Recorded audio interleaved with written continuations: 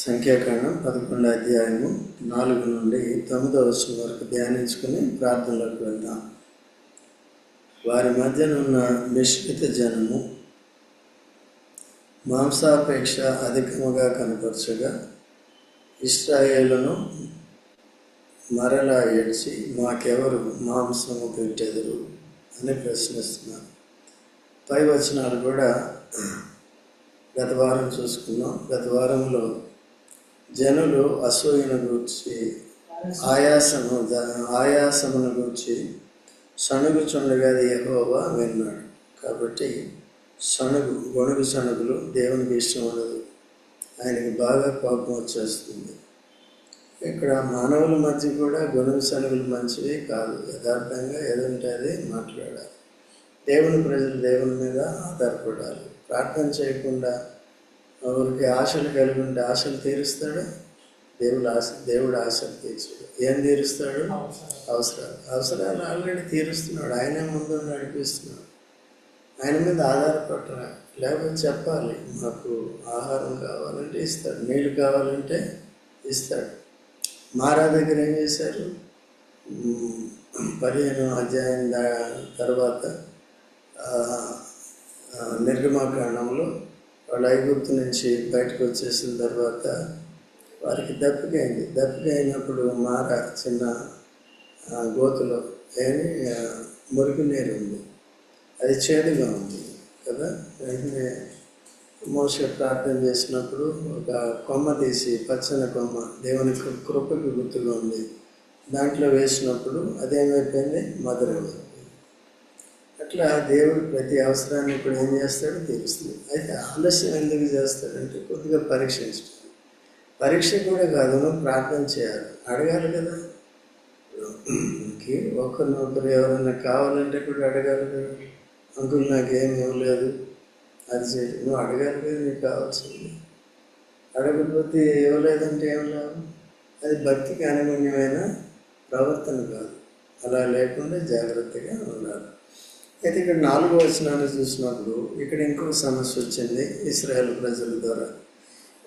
వారి మధ్యనున్న మిశ్రిత జనము మాంసాపేక్ష అధికముగా కనపరచగా ఇశ్రాయేలును మరల ఏడ్చి మాకెవరు మాంసము పెట్టేది. మిశ్రిత జనము, ఇది సమస్య. మిశ్రిత జనం అంటే శరీరానుసారులు ఆత్మానుసారులు కలిసి ఉండటం, లేకపోతే అవిశ్వాసులు విశ్వాసులు, లేకపోతే అన్ని జనులు లేక ఇశ్రాయేలు కలిసి ఉండటం. అయితే మేము మీతో పాటు ఉంటాం, మీతో పాటు వస్తాం, మీ దేవుడే మా దేవుడు అంటారు, కానీ శరీరానుసారమైన ప్రవర్తన కనపరుస్తారు. ఇప్పుడు సంఘాల్లో కూడా మిశ్రిత జనంగా ఉంటుంది. మిశ్రిత అంటే ఇక్కడ అందరి విశ్వాసము ఒకే లెవెల్లో ఉండదు. కనుక కొంతమంది ఏం చేస్తారంటే గొడుగుతూ సణుగుతూ ఉంటారు. కొంతమంది అధికమైన ఆశలు కలిగి ఉంటారు. అదే యేసుప్రభుని దేని కొరకు వెంబడిస్తారు, నమ్ముతారు అంటే భౌతిక విషయాల కొరకే. నాకు బంగారం కావాలి, వెండి కావాలి, భవనాలు కావాలి, ఇది కావాలి, ఇది కావాలి. కానీ కొత్త నిబంధన ఏం చెప్తుంది? భౌతికమైన ఆశీర్వాదాలు ముఖ్యం కాదు, ముందు ఆత్మ సంబంధమైన ఆశీర్వాదం. ఈ భౌతికమైనవి ఎక్కువైతే భక్తి తగ్గిపోతుంది. కాబట్టి ఇది తగినంత ఇస్తారు. యేసుక్రీస్తు ప్రభు తన శిష్యులకు కూడా మత్తయి సువార్త 6వ అధ్యాయంలో ప్రార్థన నేర్పినప్పుడు ఏమని చెప్పాడు? మా అనుదిన ఆహారము మాకు దయచేయి, దినదినము దయచేయి కదండి. ప్రతిరోజు ఏ నాటికి ఆనాటికి. అంటే దాని అర్థం ఏంటంటే చాలినంత, సరిపడా దేవుడు తీరుస్తాడు. అది శిష్యులకు నేర్పించాడు. శిష్యులు ఎందుకంటే సమస్తాన్ని వదిలేసి కేవలం దేవుని సేవ చేయాలి, ఆత్మ రక్షణ కొరకు, దేవుని రాజ్య విస్తీర్ణ కొరకు వారు పాటుపడాలి. కనుక వారు ఎప్పుడు కూడా భౌతికమైన విషయాల కొరకు వారు ఎందుకంటే పని చేసుకుని డబ్బులు సంపాదించుకుని జీవనోపాధి కొరకు చేసే పని లేదు. కనుక వాళ్ళకి దేవుడు పోషిస్తాడు. ఇంకో మాటలో చెప్పాలంటే సంఘం ఇప్పుడు ఎవరు పోషిస్తారు? సంఘం పోషిస్తారు. అంటే పనిచేసేవాళ్ళు ఏం చేస్తారు? మందిరంలో ఇవ్వాల్సింది ఇచ్చినప్పుడు దాన్ని బట్టి జీవనం చేసి వీళ్ళు ఏం చేయాలి? ఇట్లా చాలామంది ఏం చేస్తారంటే, చాలామంది బయట కూడా సంపాదన కొరకు ఏదో చేస్తూ ఉంటారు. పాస్టర్ ఈనాడు రియల్ ఎస్టేట్లో పడ్డారు, బాగా వందలు చేసేసి గర్విష్ఠులు అయిపోయి ఇంకేం సేవ చేస్తారు? అందుకనే దేవునికి సిరికిని దాసులై ఉండలేరు. ఐశ్వర్యం కావాలి అనుకున్నప్పుడు కాదన్నమాట. అట్లా చాలామంది ఉన్నారు. ఈనాడు సంఘంలో విశ్వాసులు కూడా అట్లా ఉన్నప్పుడు ఏమవుతుందంటే, సో దేవుడు మెచ్చుకోడు దాన్ని కదా. దైవ చిత్తాన్ని చేయలేం, దేవుని వాక్యాన్ని అనుసరించి వెళ్ళలేం. దానికి ఏమవుతుందంటే డబ్బు సంపాదించాలని ఆశ వచ్చేస్తుంది, ఆస్తి సంపాదించాలనే ఆశ వస్తుంది. దాని జోలికి పోవద్దు. ఎక్కడుంటే దేవుడు ఇస్తాడు, క్రమక్రమంగా ఏం చేస్తాడు? నమ్మకంగా దేవుని విషయాల్లో, ఆత్మీయ విషయాల్లో నమ్మకంగా ఉంటే మనకి ఎందుకంటే ఎక్కువ ఉంటే, తగినంత ఉంటే ఏమవుతుంది? సరిపోతుంది. ఇప్పుడు అది లేదనుకో, నాకు ప్రభువా నాకు ఇన్ని కోట్లు కావాలన్నాను అనుకో, సరే మంచిదని కోట్లు ఇస్తాడు. కోట్లు అంటే వేసుకునే కోట్లు కాదు, పైసలు ఇస్తాడు. ఇచ్చిన తర్వాత పెద్ద రోగం వస్తుంది. ఏమైంది? ఆరోగ్యం పాడైంది, దేవుని సేవ చేయకుండా అయింది. ఇప్పుడు వాటి మీద మన మనసు వెళ్ళలేదనుకో, ఆరోగ్యం ఇస్తాడు, నడిపిస్తాడు. ఎందుకు వచ్చింది మేడం కదా? నువ్వు ఇతరులకు అప్పిస్తావు కానీ, లేకపోతే నువ్వు ఇతరులకు భోజనం పెడతావు కానీ, యేసుప్రభు పెట్టాడు, తీసుకున్నాడా? పెట్టాడు. 5 రొట్టెలు 2 చేపలు ఎంతమందికి పెట్టాడు? అందరికీ పెట్టాడు. మనందరి కూడా ప్రాణమే పెట్టాడు. ప్రాణం పెట్టడం ద్వారా మనకి నిత్యజీవం వచ్చింది, లేకపోతే చచ్చి నరకానికి. ఓకే, అట్లా ఎప్పుడైతే దైవికమైన నీతిని పాటిస్తామో దేవుడు తప్పకుండా ఇవన్నీ ఇస్తాడు మనకి. ఇవన్నీ ఇస్తాడంటే ఎక్కువ వద్దు, దాని మీద మనసు పోవద్దు. ఉన్నదాన్ని అనుభవించడం నేర్చుకో. అది ఇష్టానుసారంగా కాకుండా సరిగ్గా. ఆ తప్పిపోయిన కుమారుడు ఇష్టానుసారం చేసాడేమయ్యాడు? దరిద్రుడయ్యాడు. కాబట్టి అది పోవటం ద్వారా ఏమైంది? గుణపడ్డాడు. ఓకే, అక్కడి నుంచి ఆయనకి ఏమైనా ఆశలు ఉన్నాయా? తిరిగి వచ్చిన తర్వాత జక్కయ్య కూడా డబ్బు బాగా సంపాదించాడు. ఏమైంది? యేసుప్రభు దగ్గరికి వచ్చేటప్పుడు డబ్బు అంతా ఖాళీ అయిపోయింది. విశ్వాసంలో భాగ్యం ఉంది లేదు. పేదలు సగం పేదలకు ఇచ్చేస్తాను అన్నాడు. ఎవరి దగ్గర అయితే అన్యాయం, అంతా అన్యాయమే కదా చాలా వరకు. అయితే ఎవరి దగ్గర అయితే అన్యాయంగా తీసుకున్నానో వారికి 4 గంటలు ఇచ్చేస్తాను. ధర్మశాస్త్రం అది చెప్పి 4 గంటలు ఇచ్చేయాలి. ఇచ్చేస్తే ఇంక ఈయన దగ్గర ఏముంటుందండి? తగినంత ఉంటుంది. ఇక్కడి నుంచి ఎలా చేయిస్తాడు? ఈయనకేమో ఫుడ్ దొరకదా? దొరుకుతుంది. విధవరాలు తన దగ్గర ఉన్న 2 కాసులు వేసేసింది. తను చూసుకోడు దేవుడు. ఎందుకు వేసింది? తన జీవన భారం అంతా తన మీద పెట్టేసింది. ఓకే, మనం ఏం చేస్తున్నాం? ఈనాడు కుటుంబాల్లో గొడవలు కూడా అంతే. ఆశలు రావద్దు, ఉన్నదా న్యాయంగా ఉండాలి. ఓకే, ఒకడు ఆశించకూడదు. అట్లా నానా రకాలుగా పొరపాటు. ఇదే మిశ్రిత జనాంగము. మిశ్రిత కుటుంబాలు అలా ఉన్నప్పుడు ఒకరేమో దైవ చిత్తం అంటారు, ఇంకొకరేమో ధనాపేక్ష అంటారు, ఇదేదని అంటారు. చేసినప్పుడు ఏమవుతుంది? మళ్ళీ పైకి మాత్రం భక్తి ఎంత బాగా మంచిగా కనపడుతుంది, లోపల ఏమున్నాయి? చేసే అంత 24 గంటలు ఇదే ఉంటుంది. అలాగే 2 గుర్రాల మీద 2 పడవల మీద స్వారీ ఏమంటారు? ప్రయాణం చేయాలి. 2 గుర్రాల మీద స్వారీ చేయాలి. జాగ్రత్త. ఇవన్నీ సత్యం. కొన్ని ఈ దినాల్లో ఆగుతున్నారా, వింటున్నారా, నీతిని నేర్చుకుంటున్నారంటే చాలామంది నేర్చుకోరు.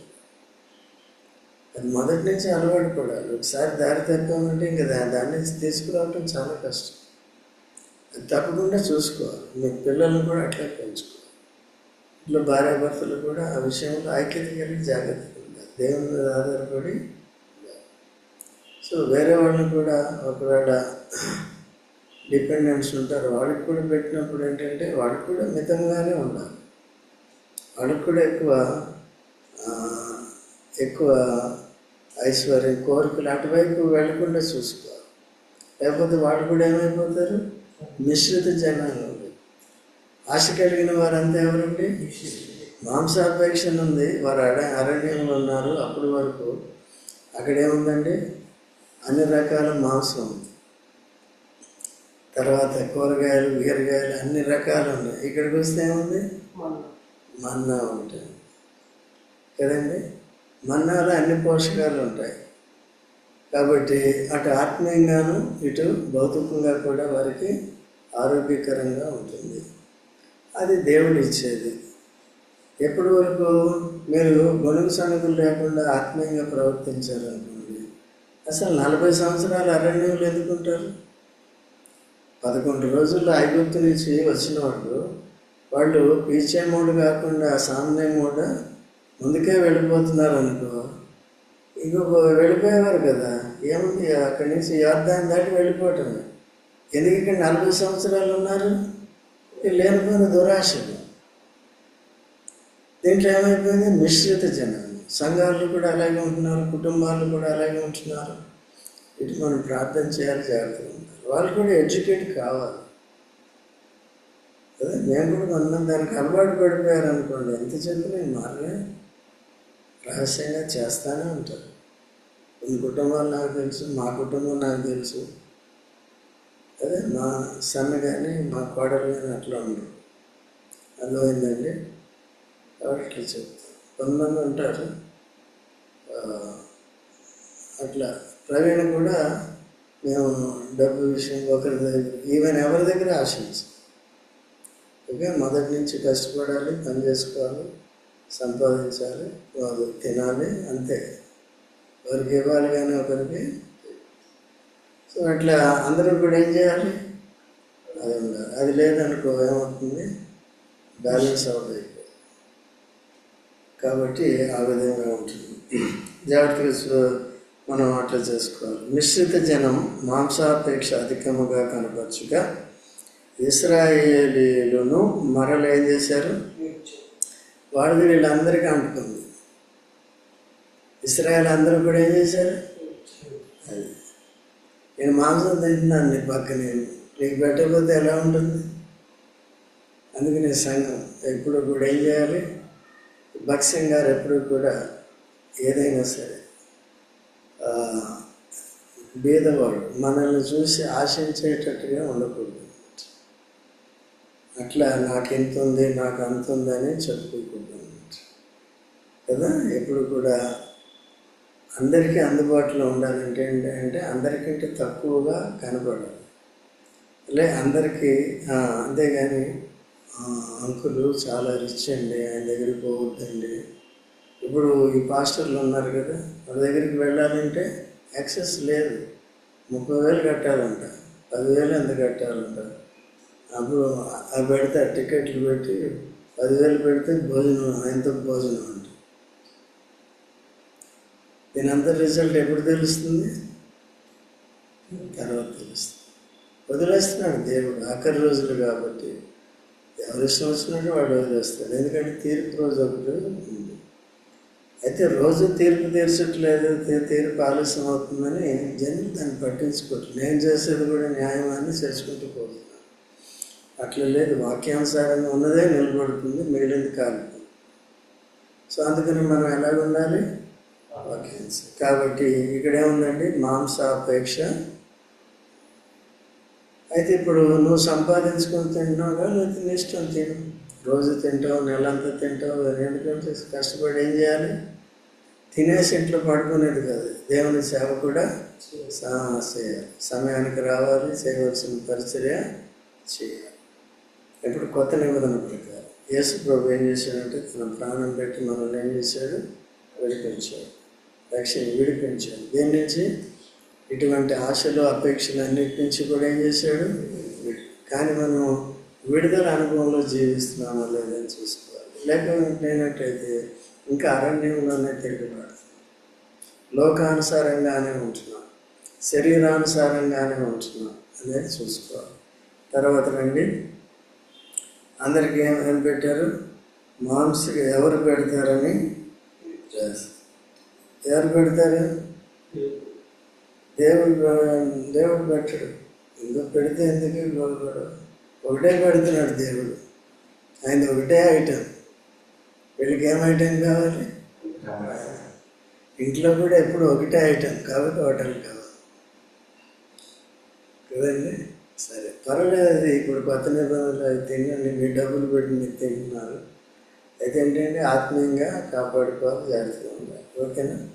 తర్వాత 5వ వచనంలో, ఐగుప్తులో మేము ఉచితంగా తినిన చేపలను, కీరకాయలను, దోసకాయలను, కూరాకులను అంటే ఆకుకూరలు, ఉల్లిపాయలు, తెల్లగడ్డలు జ్ఞాపకమునకు వచ్చుచున్నవి.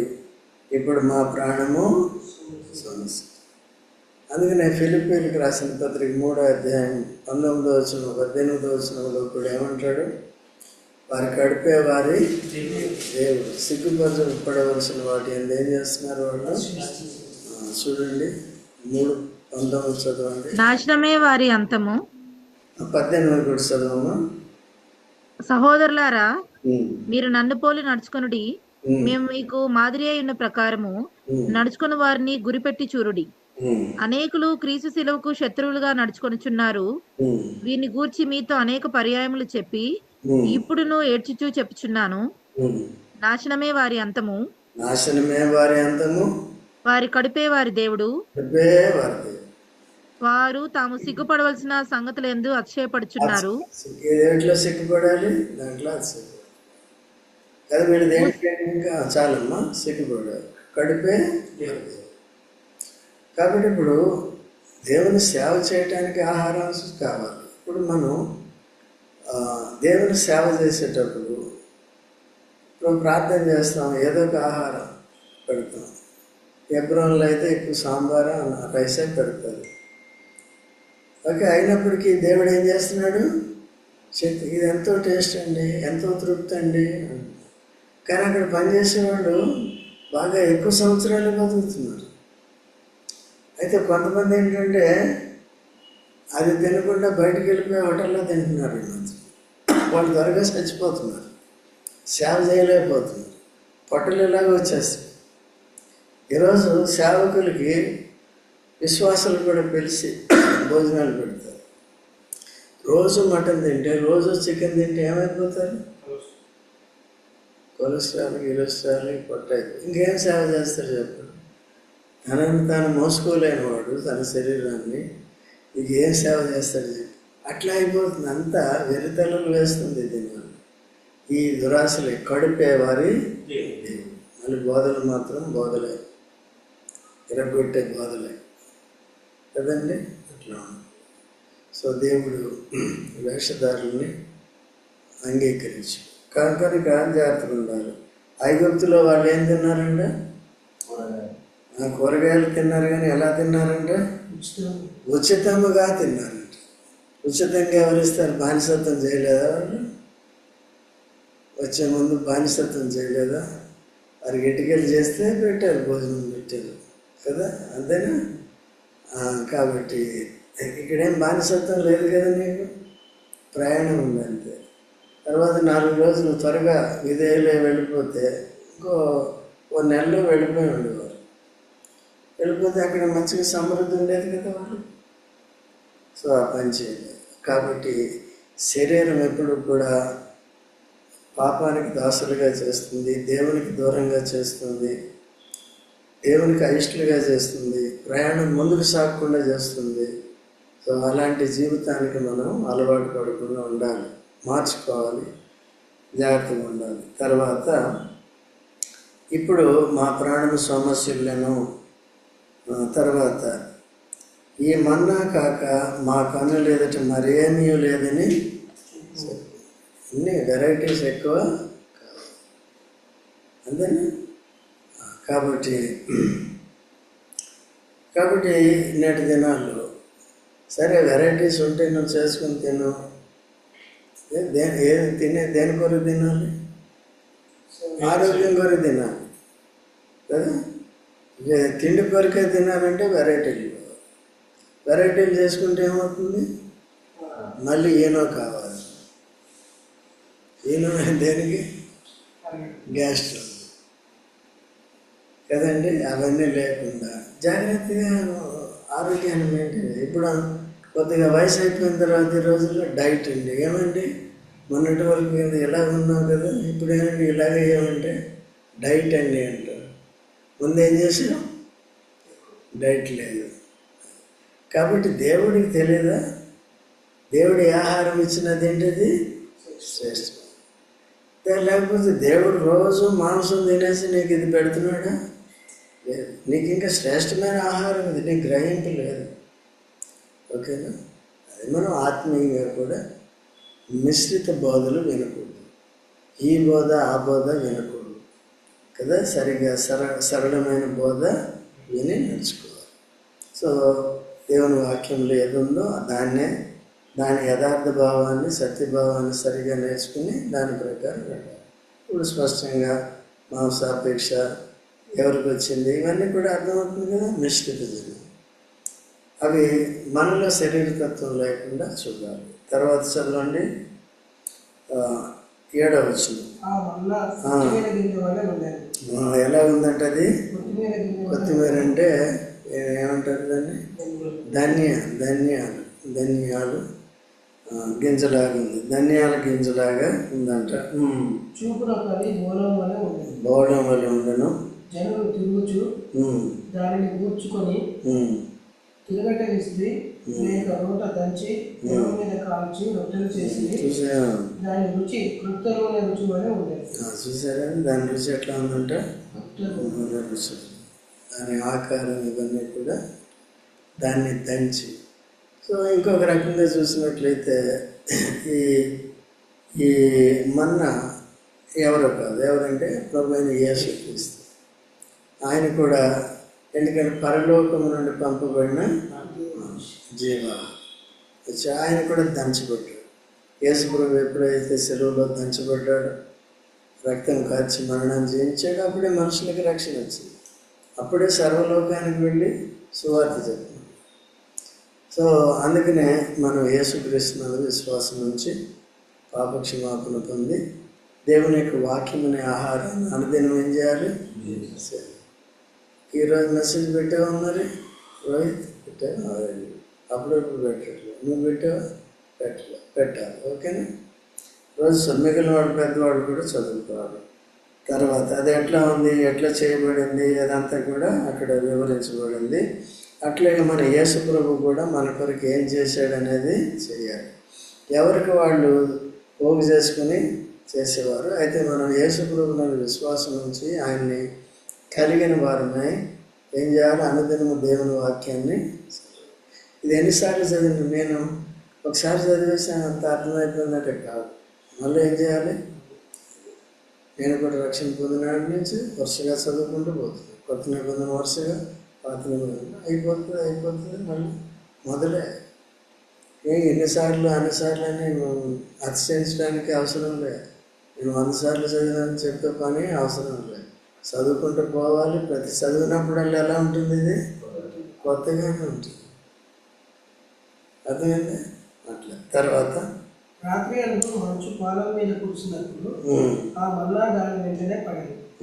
చూస్తే మంచుతో పాటు ఏమైంది? అది మన్నా కూర్చుంది. ఎప్పుడు? రాత్రి అందు మంచు పాళెం మీద కూర్చున్నప్పుడు ఆ మన్నా దాని వెంటనే పడింది. అంతవరకునా? కాబట్టి రాత్రి వేళ, పగటి వేళ వాళ్ళు కూర్చుకోవటానికి, పగటి వేళ భోజనం చేయటానికి రాత్రి వేళ దేవుడు ఏం చేశాడు? మన్నా ఇచ్చాడు. ఓకేనండి. అయితే మనం ఎప్పుడు చదువుకోవాలి వాక్యం?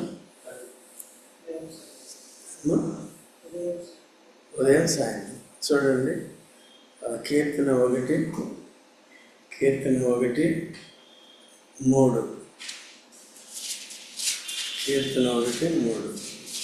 అతడు నీతి కాలమున రెండు కూడా చదువు. యెహోవా ధర్మశాస్త్రమునందు ఆనందించుచు ఎప్పుడండి? దివారాత్రి. కదా. కీర్తన 55:17 చదవండి. సాయంకాలమున ఉదయమున మధ్యాహ్నమున ధ్యానించుచు, అంటే వాక్యాన్ని ధ్యానించుచు, వాక్యం మీరందరికీ అదే అలవాటు చేస్తుంది. ఏదైతే వింటున్నారో దాన్ని మనసులో ముద్రించుకొని ప్రార్థన చేయాలి. ఓకే, అందుకంటే ఏం లేదు. కనుక చాలా ఏంటంటే వినేది వింటారు, దాని మనసులో ఒకటి కూడా ఉండదు. మనం ఇన్పుట్ ఇస్తున్నాం, మీరేం చేయాలి అంటే ఏం అర్థమైంది ఏంటనేది కూడా అర్థమవుతుంది. అట్లా ఈ దినాల్లో 99% లేదు. అట్లా లేకుండా మీరు కూడా ఇక్కడ ఉన్నవాళ్ళు కొంతమంది ఉన్నప్పటికీ కొంతమందే ఆ వాక్యాన్ని అర్థం చేసుకుని శ్రద్ధగా వింటున్నారు. ఆన్లైన్లో ఉన్నా శ్రద్ధగా వింటున్నారు. నాకు అర్థమవుతుంది. నెక్స్ట్ వాడు ప్రార్థన చేసినప్పుడు చెప్పిన మెసేజ్లు ఉన్న పాయింట్లన్నీ కూడా వాళ్ళు చెప్పగలరు. సాటర్డే పెడతాం, సిస్టర్స్ ప్రార్థన చేస్తారు. ఏది మొన్న సండే నుంచి మళ్ళీ సాటర్డే శుక్రవారం వరకు విన్నదే వాళ్ళు చెప్తూనే ఉంటారు ప్రార్థనలు. అర్థమవుతుంది. అట్లా దేవుని వాక్యాన్ని ఏం చేయాలి? ధ్యానించి ఆ ప్రకారం జీవించాలి. అప్పుడు ఏమవుతుంది? జీవించడం అంటే నిశ్చిత జనాంగంలాగే ఉండవలే ఉన్నాం, శరీరానుసారంలాగే ఉన్నాం, శరీర అపేక్షలు కలిగిన వారుగా ఉన్నాం. వాటి నుంచి విడుదల పొందినప్పుడు శరీరానుసారమైన జీవితం నుంచి వేరైనప్పుడే ఆత్మానుసారంగా జీవించుకుంటాం. ప్రార్థన చేసుకుందాం.